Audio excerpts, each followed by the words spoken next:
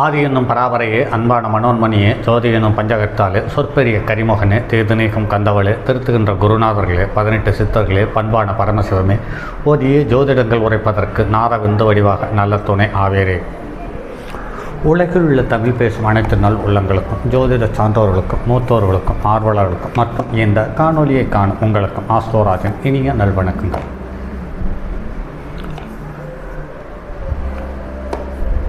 ஜோதிடம், ஆன்மீகம், மருத்துவம், வாழ்வியல் என்ற 4 தலைப்புகளில் தொடர் காணொலிகளாக கொடுத்து வருகிறோம். அந்த வகையில் இன்று மருத்துவம் சார்ந்த மற்றும் ஒரு பதிவு. கடந்த பதிவில் மருத்துவம் சார்ந்த விஷயங்கள் அல்லது ஒவ்வொரு கிரகங்களும் தரக்கூடிய நோயினுடைய தன்மை என்ன என்பது சார்ந்த தகவலை பார்த்தோம். இந்த பதிவில் எல்லா லக்கண ராசிக்காரர்களுக்கும் நோய் வருமா, அப்படி வருமெனில் எவ்வாறு,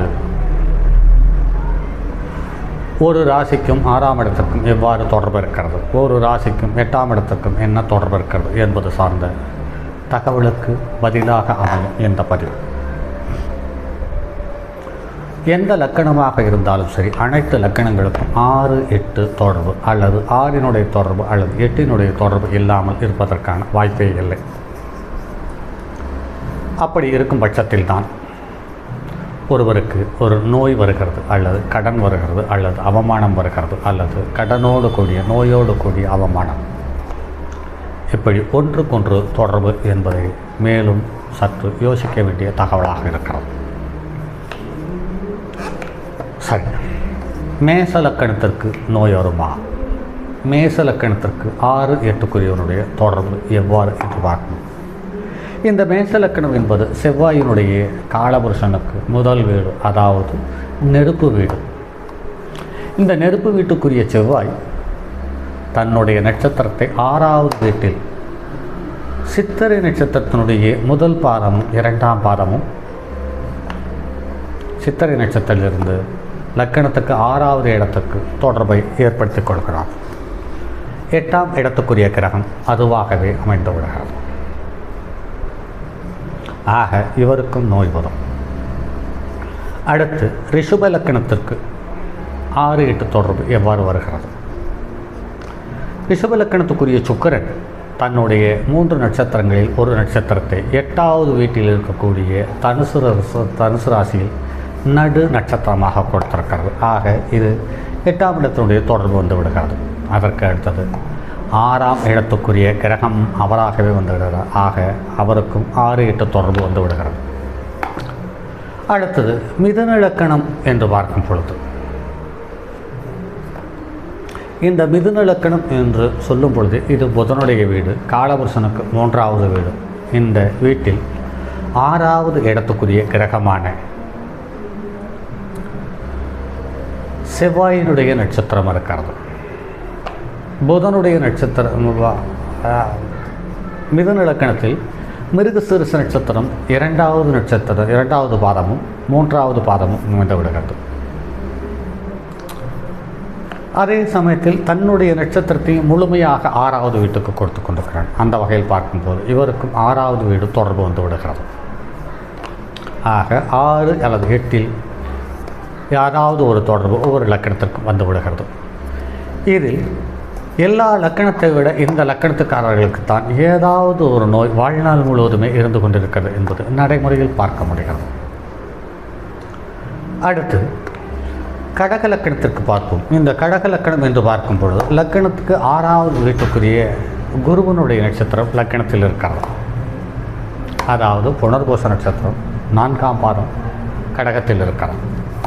அடுத்து கடக லக்கணத்திற்கு 8வது வீட்டுக்குரிய சனியனுடைய நட்சத்திரம் பூரணமாக நடு நட்சத்திரமாக பூச நட்சத்திரம் இருக்கிறது.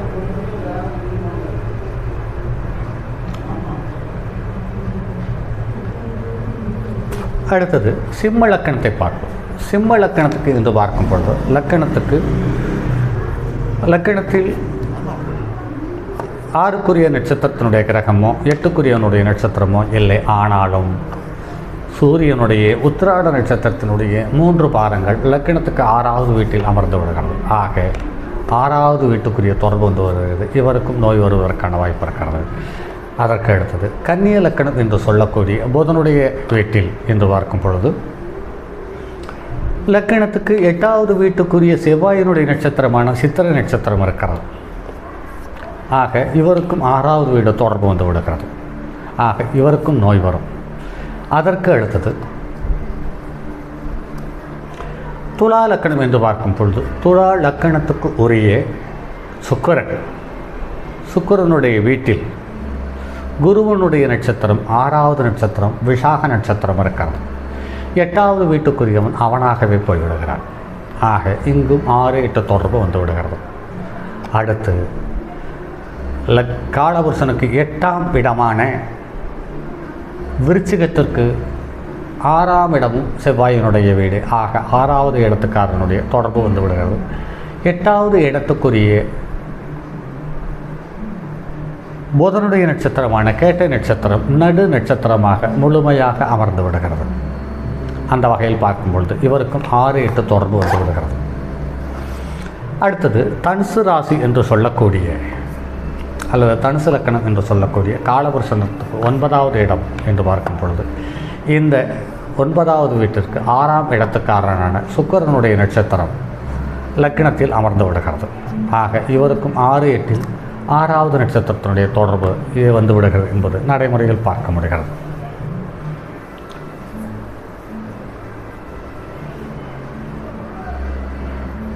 அடுத்து மகர லக்கணத்திற்கு 6வது வீட்டுக்குரிய கிரகம் தொடர்பு இல்லை. ஆனால் 8வது வீட்டுக்குரிய சூரியனுடைய நட்சத்திரமான உத்திராட நட்சத்திரம் லக்கணத்தில் 3 பாதங்கள் முதலிலேயே அமைந்து விடுகிறது. ஆக இவருக்கும் 6, 8இல் 6வது வீட்டுக்காரனுடைய தொடர்பு ஏற்பட்டு விடுகிறது. அடுத்து கும்பலக்கணம் என்று சொல்லக்கூடிய சனியனுடைய 2வது வீட்டில் 8க்குரியவனுடைய நட்சத்திரம் புதனுடைய நட்சத்திரம் இல்லை. இருந்தாலும் தன்னுடைய நட்சத்திரத்தை 6வது வீட்டில் முழுமையாக தந்து 6வது வீட்டினுடைய தொடர்பை ஏற்படுத்தி விடுகிறார். அதற்கு அடுத்து மீனம் என்று சொல்லக்கூடிய காலபுருஷனுக்கு 12ஆம் இடத்துக்குரிய மீன லக்கணத்துக்குரிய குருவனுடைய நட்சத்திரம் 8வது வீட்டில் விஷாக நட்சத்திரம் அமைந்து விடுகிறது. ஆக இவருக்கும் 6, 8க்குரியவனுடைய சம்பந்தத்தில் 8வது வீட்டுக்குரிய தொடர்பு ஏற்பட்டு விடுகிறது. ஆக 12 லக்கணங்களுக்கும் நோய்கள் வருவதற்கான வாய்ப்பை உண்டு பண்ணி அமைந்தவாறு தான் நவகிரகங்கள் அமைக்கப்பட்டிருக்கிறது அல்லது அமைந்திருக்கிறது என்பது மேலும் கூடுதலான தகவல். இதில் யாருக்கு அதிகமான நோய்கள் இருக்கும் என்று பார்க்கும் பொழுது மேச லக்கணத்துக்காரர்களுக்கு 8க்குரியவனும் அவனே 6க்குரிய 6ஆம் இடத்தில் தன்னுடைய நட்சத்திரத்தை கொடுத்திருக்கிறார். ஆக இவர்களுக்கு வரும் நோய்கள் நிறைய சிரமங்களையும் சங்கடங்களையும் கொடுத்து கொண்டே இருக்கும். அதற்கு அடுத்து ரிஷப லக்கணம் என்று பார்க்கும் பொழுது லக்கணாதிபதியே 6ஆம் இடத்திலேயே இருக்கிறது. அதே சமயத்தில் 8க்குரியவனுடைய நட்சத்திரம் 6ஆம் இடத்தில் இருக்கிறது. ஆக இவருக்கும் ரிஷப லக்கணத்துக்காரர்களுக்கும் அதீத நோய்கள் அல்லது நோய்களுடைய தாக்கம் பலமான பாதிப்புகளையும் சங்கடங்களையும் உண்டு பண்ணி தருவதற்கான வாய்ப்பை உண்டு பண்ணி தருகிறது. அதற்கு அடுத்தது காலபுருஷனுக்கு 3ஆம் இடம் என்று சொல்லக்கூடிய மிதுனத்துக்குரிய புதன் தன்னுடைய நட்சத்திரத்தை முழுமையாக 6வது வீட்டில் கொடுத்திருக்கிறார். அதே சமயத்தில் 6வது வீட்டுக்குரிய கிரகத்தினுடைய நட்சத்திரமான மிருகசீரிஷ நட்சத்திரத்தை தன்பால் வைத்திருக்கிறார். ஆக இவர்களுக்கு வாழ்நாள் முழுவதும் நோய் இருப்பதற்கான சந்தர்ப்ப சூழ்நிலை உண்டு பண்ணி தந்து விடுகிறது. ஏதாவது ஒரு விதத்தில் இவர்களுக்கு சிரமங்களும் சிக்கலும் இருந்து கொண்டே இருக்கும் என்பதில் மாற்றுக்கருத்தில்லை. அதற்கு அடுத்து மற்ற கடகலக்கணத்துக்காரர்களுக்கு நோய்கள் வருவதில்லை. வந்தாலும் பெரிய அளவில் பாதிப்பதில்லை. சுலபமாக அவர்கள் அதிலிருந்து விலகி விடுகிறார்கள். இதில் சூரியனுக்கு மட்டும் நோய்கள் வருவதற்கான வாய்ப்பு மிக மிக குறைவு. அப்படி வந்தாலும் சுலபமாக விலகிவிடுகிறது. அப்படியே இல்லை என்றாலும் வந்தவுடன் சில மாதங்களிலேயே கொன்று விடுகிறது. ஆக இவர்களுக்கு பெரிய பாதிப்பை உண்டு பண்ணி தருவதில்லை. அடுத்து துலாலக்கணத்திற்கு 1க்குரியவனும் அவனே 8க்குரியவனும் அவனே என்று பார்க்கும் பொழுது இவர்களுக்குள் ஒரு நோய் வாழ்நாள் முழுவதுமே இவர்களுக்கே தெரியாமல் இவர்களோடு பயணித்து கொண்டிருக்கிறது என்பது நடைமுறையில் பார்க்கிறோம். ஆக இவர்களுக்கும் நோய் என்பது சுலபமாக வருவதில்லை. வந்தால் நீண்ட நாளைக்கு தொடர்கிறது என்பதை நடைமுறையில் பார்க்க முடிகிறது. அடுத்தது விருச்சிக லக்கணம் என்று பார்க்கும் பொழுது இந்த விருச்சிக லக்கணத்துக்காரர்களுக்கும் 8க்குரியவனுடைய நட்சத்திரம் லக்னத்தில் இருக்கிறது. 6க்குரியவன் அவனுடைய லக்னாதிபதியே என்பதால் இவருக்கும் நீண்ட நாளைய நோய்கள் இவர்களுக்கு இருந்து கொண்டே இருக்கிறது. அதற்கு அடுத்து மற்ற கிரகங்களினுடைய நோய் தாக்கங்கள் ஓரளவு நிதானமாக இருக்கிறது அல்லது சங்கடப்படாமல் இருக்கிறது. அதே சமயத்தில் மேச லக்கணத்துக்காரர்களுக்கு 1-8க்குரியவனுடைய தொடர்பு என்பது இவர்களுடைய உடல் உள்ளுறுப்புகள் ஏதாவது ஒரு பலகீனமாக இருந்து கொண்டே இருக்கும். அந்த பலகீனங்கள் இயல்பு வாழ்க்கையை தொந்தரவு இல்லாமல் பயணிக்கக்கூடிய சூழ்நிலை தருவதால் அது ஒரு பாதிப்பாகவோ சங்கடங்களாகவோ தெரிவதில்லை. அதற்கடுத்து துலா லக்கணத்திற்கும் 8க்குரியவனும் அவனே என்பதை பார்க்கும் பொழுது 6க்குரியவனும் லக்கணத்திலேயே நட்சத்திரத்தை தந்திருப்பதால் இவர்களுக்குள்ளும் ஒரு குறைபாடு அல்லது மறைமுகமான ஒரு நோய் வாழ்நாள் முழுவதுமே கூட இருந்து கொண்டே இருக்கிறது என்பது சார்ந்த தகவல் தான் மேலும் கூடுதலான தகவல். இப்படி ஒவ்வொரு லக்கணங்களுக்கும் ஒவ்வொரு விதத்தில் ஏதாவது ஒரு விதத்தில் நோய்கள் வந்து கொண்டிருக்கிறது. அதற்கு நோய் வரும் காலம் என்று பார்க்கும் பொழுது லக்கணத்துக்கு 6ஆம் இடத்துக்காரனுடைய திசைகள் வரும் பொழுது அல்லது 6ஆம் இடத்தில் இருக்கக்கூடிய கிரகத்தினுடைய தசாபுத்தி வரும் பொழுது அல்லது 6வது இடத்துக்கு உரிய கிரகத்தினுடைய அணு ஜென்ம திரிஜென்ம நட்சத்திரத்தில் ஒரு கிரகங்கள் தசாபுத்தி இருக்கும் காலத்தில் நோய் வந்துவிடுகிறது. இதில் லக்னாதிபதி நின்ற பாகையை விட 6ஆம் அதிபதி நின்ற பாகையோ 8ஆம் இடத்துக்குரிய கிரகம் நின்ற பாகையோ அதிகமாக இருக்கும் பட்சத்தில் நோயினுடைய தாக்கம் அதிகமாக இருக்கிறது. இல்லை என்றால் நோயினுடைய தாக்கம் குறைவாக இருக்கிறது. இப்படி அனைத்து வித நோய்களும் அனைத்து வித கிரகங்கள் மூலமாக அனைத்து வித ராசிகளுக்கும் ஏற்பட்டு தொந்தரவுகளை தந்து கொண்டிருக்கிறது என்பது தான் மேற்கொண்டு கூறக்கூடிய தகவல்கள். இனி வரும் பதிவுகள் நிறைய தகவல்களை உங்களுக்காக சுமந்து கொண்டு வந்து கொண்டிருக்கிறது என்பதை கருத்தில் கொண்டு உங்களுக்கு தேவையான நண்பர்களுக்கு உறவுகளுக்கு அனைவருக்கும் பகிருங்கள். இதை பார்க்கும் ஜோதிடர்கள் யாராவது இருக்கும் பட்சத்தில் என்னுடைய பதிவுகளை மட்டும் தொடர்ந்து சேகரித்து வைத்துக்கொண்டு அடிக்கடி திரும்ப போட்டு பாருங்கள். இந்த மருத்துவ ஜோதிடம் சார்ந்த பதிவுகள் என்று பார்க்கும் பொழுது அனைத்து வித நோய்கள், அதாவது கேன்சர் உள்பட, சர்க்கரை உள்பட, ஹார்ட் அட்டாக் உள்பட, வயிற்று நோய்கள் சம்பந்தப்பட்ட நோய்கள் அனைத்து சம்பந்தப்பட்டது, மறுபடி கல்லீரல் சம்பந்தப்பட்டது, கணையம் சம்பந்தப்பட்டது மற்றும் விருச்சிகம் அதாவது மர்ம உறுப்புகள் சம்பந்தப்பட்டது அல்லது கழிவு நீக்க உறுப்புகள் சம்பந்தப்பட்டது மற்றும் கர்ப்பப்பை சம்பந்தப்பட்டது, சிறுநீரகம் சம்பந்தப்பட்ட அனைத்து நோய்கள் சம்பந்தப்பட்ட பதிவுகளையும் ஒவ்வொரு ஜாதகத்துடன் விலக்கி தர இருக்கிறேன் என்பதை கருத்தில் கொண்டு என்னை பின்தொடருங்கள். இது உங்களுடைய வாழ்க்கையில் உங்களுக்கு கடவுள் கொடுக்கும் ஒரு அற்புதமான சந்தர்ப்பம். ஜோதிட நூல்களில் கூட ஜோதிட ஆசிரியர்கள் கூட வெளியில் சொன்னால் மற்றவர்கள் சுலபமாக தெரிந்து கொண்டு போய்விடுகிறார்கள், நம்மை பார்ப்பதில்லை என்பதை கருத்தில் கொண்டு நிறைய தகவல்களை ஜோதிடர்கள் வெளியில் சொல்லுவதில்லை. சில ஜோதிடர்களுக்கு பணம், வெற்றி, கௌரவம், குபேர யோகம், கோடீஸ்வர யோகம், பணம் சம்பாதிப்பது எப்படி என்பது சார்ந்த ஒரு ஒற்றை பாதையை தவிர வேறு பாதைகள் பயணிக்க விருப்பமில்லாமல் பயணித்துக் கொண்டிருக்கிறார்கள். ஆக அவர்களிலிருந்து நாம் சற்று வித்தியாசப்படுகிறோம்.